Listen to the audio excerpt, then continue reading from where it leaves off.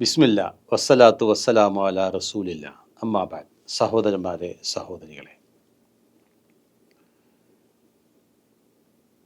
നമ്മുടെ വലങ്കൈ ഉടമയാക്കിയ ആളുകൾ അഥവാ അടിമകൾ, അതുപോലെ പ്രായപൂർത്തി എത്തിയിട്ടില്ലാത്ത കുട്ടികൾ, ഇവർ വരെ 3 സമയങ്ങളിൽ അനുവാദം ചോദിക്കേണ്ടതുണ്ട് അകത്ത് പ്രവേശിക്കാൻ.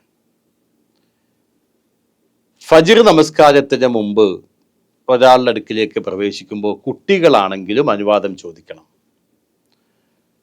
അതുപോലെ ഖൈലൂലത്തിന്റെ സമയത്ത്, ഉച്ച സമയം, വസ്ത്രമൊക്കെ മാറ്റി റെസ്റ്റ് എടുക്കുന്ന സമയമാണ്.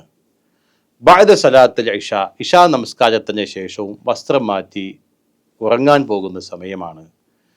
സുബഹിയുടെ മുമ്പും അയാൾ ഉറക്കത്തിന്റെ അവസരത്തിലായിരിക്കും. ഈ ഒരു 3 സന്ദർഭങ്ങളിൽ കുട്ടികൾ വരെ, പ്രായപൂർത്തി എത്തിയിട്ടില്ലാത്ത കുട്ടികൾ വരെ അകത്തേക്ക് പ്രവേശിക്കണമെങ്കിൽ അനുവാദം ചോദിക്കണമെന്നതാണ് മതം പഠിപ്പിച്ചിട്ടുള്ളത്.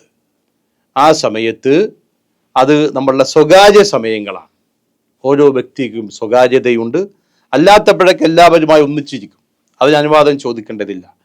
ഓരോ ആളുകളുടെയും സ്വകാര്യ സമയമാണ് ഈ പറഞ്ഞ 3 സമയം. സുബഹയുടെ മുമ്പ് അയാൾ ഉറക്കത്തിലാണ്, വസ്ത്രം നേരെയാണല്ലോ നമുക്കറിയില്ല. അതുപോലെ ഉച്ചക്ക് വസ്ത്രമൊക്കെ അഴിച്ചു വെച്ച് വിശ്രമിക്കുന്ന സമയമാണത്.